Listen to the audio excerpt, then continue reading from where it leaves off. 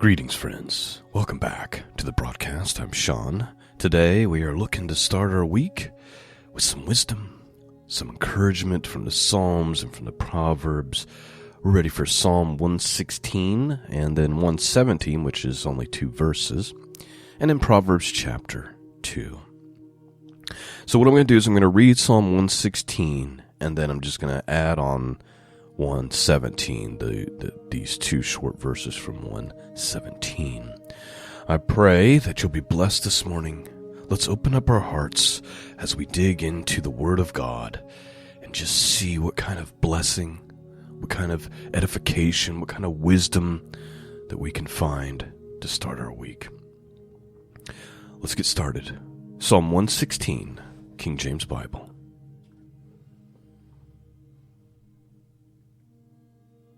I love the Lord, because he hath heard my voice and my supplications, because he hath inclined his ear unto me. Therefore I will call upon him as long as I live. The sorrows of death compassed me. The pains of hell got hold upon me. I found trouble and sorrow. Then I called upon the name of the Lord. O Lord, I beseech thee, deliver my soul. Gracious is the Lord, and righteous, yea, our God is merciful. The Lord preserveth the simple. I was brought low, and he helped me. Return unto thy rest, O soul, for the Lord hath dealt bountifully with thee. For thou hast delivered my soul from death, mine eyes from tears, my feet from falling. I will walk before the Lord in the land of the living. I believed, therefore I have spoken. I was greatly afflicted. I said in my haste, all men are liars. What shall I render unto the Lord for all his benefits towards me? I will take the cup of salvation, and I will call upon the name of the Lord. I will pay my vows unto the Lord now in the presence of all his people. Precious in the sight of the Lord is the death of his saints. O Lord, truly I am thy servant. I am thy servant, and the son of thy handmaid. Thou hast loosed my bonds. I will offer to thee the sacrifice of thanksgiving. I will call upon the name of the Lord. I will pay my vows unto the Lord now in the presence of all his people, in the courts of the Lord's house, in the midst of thee, O Jerusalem, praise ye the Lord. Psalm 117. O praise the Lord, all ye nations. Praise him, all you people. For his merciful kindness is great towards us, and the truth of the Lord endureth forever. Praise ye the Lord. That is our psalm reading for this morning. Let's just kind of go through it a little bit here and just see if anything jumps out to us. I do have one thought I'm going to share with you for sure. But the psalmist here says, I have loved the Lord because he hath heard my voice, my supplication. He has inclined his ears to me, and I will call upon him as long as I live. The psalmist is saying, the Lord has heard me. And he's inclined his ear to me. He's listened to me. And now I feel inclined to call upon him for the rest of my life, for as long as I live. He says, gracious is the Lord, and righteous, yea, our God is merciful. Sometimes I think that we hear these phrases like God is gracious and God is merciful and all these things. And if you've been a Christian for a long time, you you can find yourself kind of falling into the trap of almost being numb to these things. Like, it starts just becoming head knowledge because you've read it so many times, you've talked about it so many times, you've said it so many times, and you kind of run the risk of losing its potency because you really have to dwell on the attributes of God, not just acknowledge that they exist. And I think that this problem has a lot to do with the world in which we live, the culture in which we live. You know, as I'm reading the Psalms this morning, I was thinking, man, these psalmists, it's like they really had some time with God.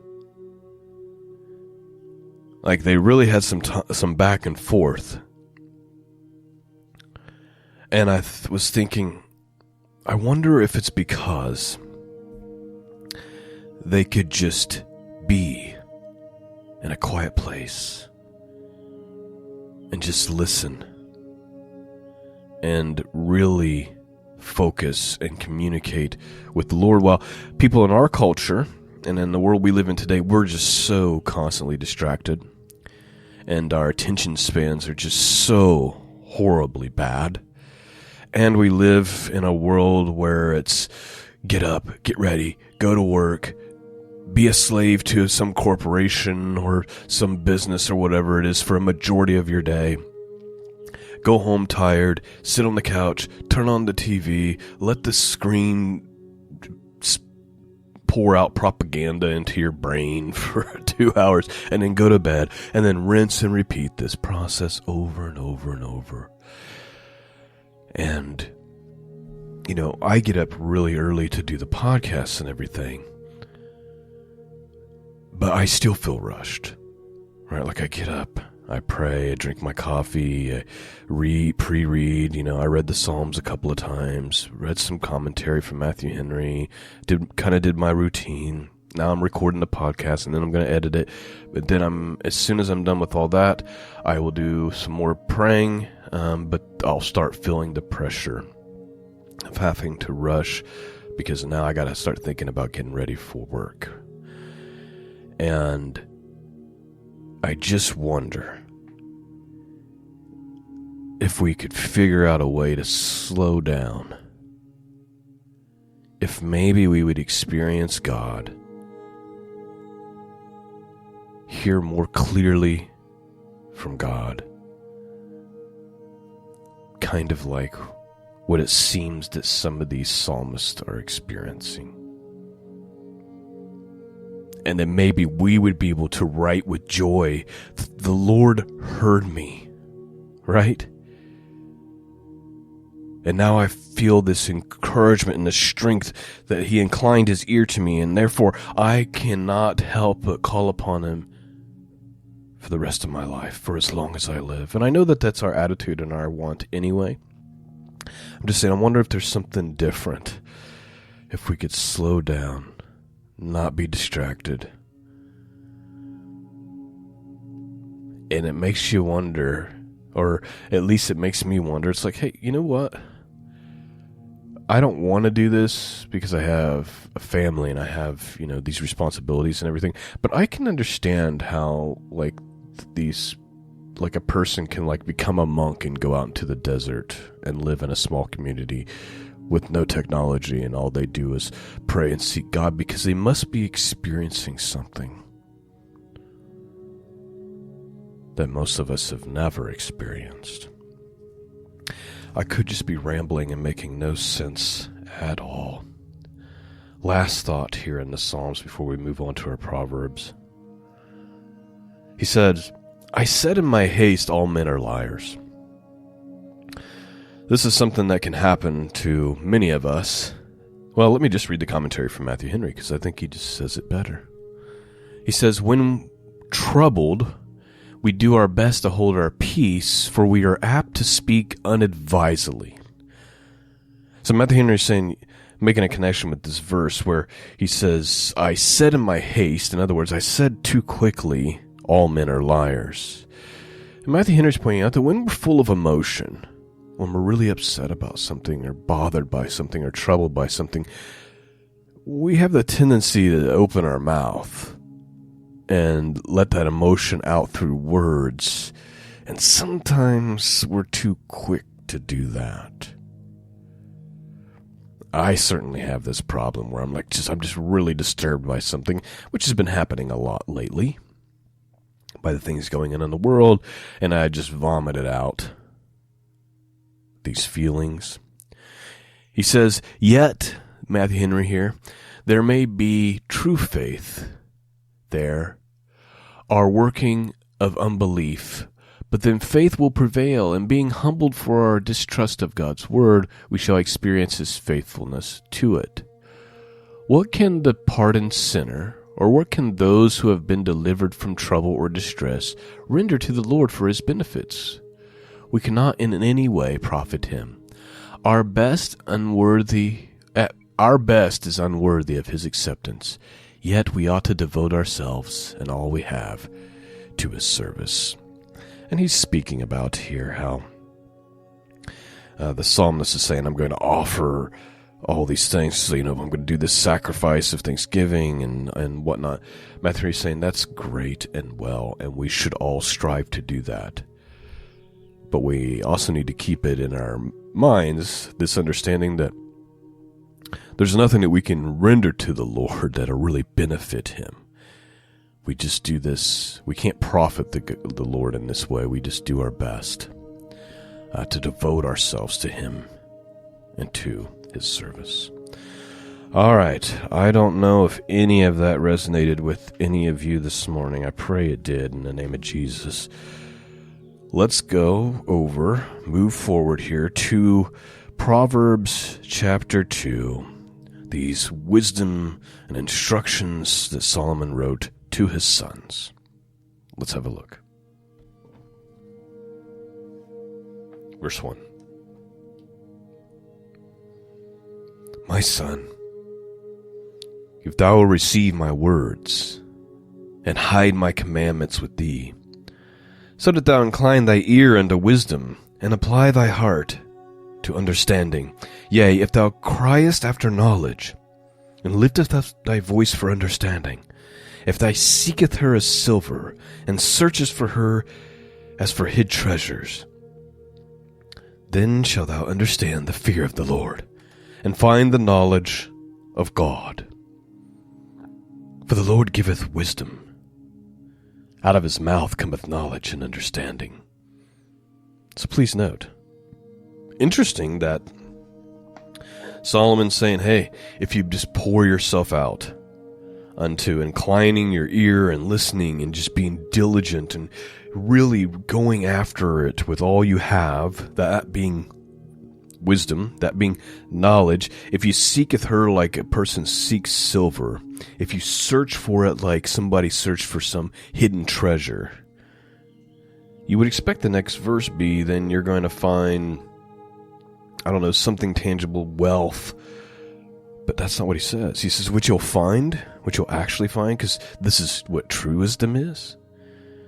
You'll understand the fear of the Lord and the knowledge of God. That's the ultimate treasure. For the Lord giveth wisdom, out of his mouth cometh knowledge and understanding. He layeth up sound wisdom for the righteous. He is a buckler to them that walk uprightly. He keepeth the path of judgments, and preserveth the way of his saints. Please note there's two things real quickly. In our psalm, we are reminded that in verse 15 of Psalm 116, it says, precious in the sight of the Lord is the death of his saints. Like God cares about this. His saints are precious in his eyes. And then here's the other thing.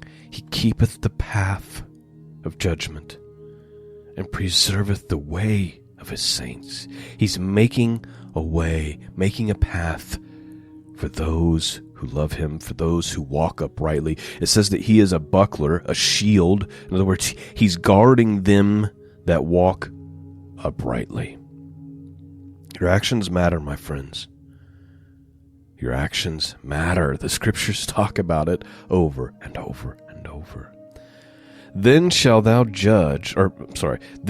understand righteousness and judgment and equity, yea, every good path. When wisdom entereth into thine heart, and knowledge is pleasant unto thy soul, discretion shall preserve thee, understanding shall keep thee, to deliver thee from the way of evil men, from the man that speaketh froward things, that is to say, perverse things, who leaves the path of uprightness to walk in the ways of darkness, who rejoices to do evil, and delight in the frowardness of the wicked, whose ways are crooked, and they froward in their paths. By the way, please note that the word froward and frowardness that you see in the King James, it means perverse, basically. So they rejoice to do evil and delight in the perverseness of the wicked.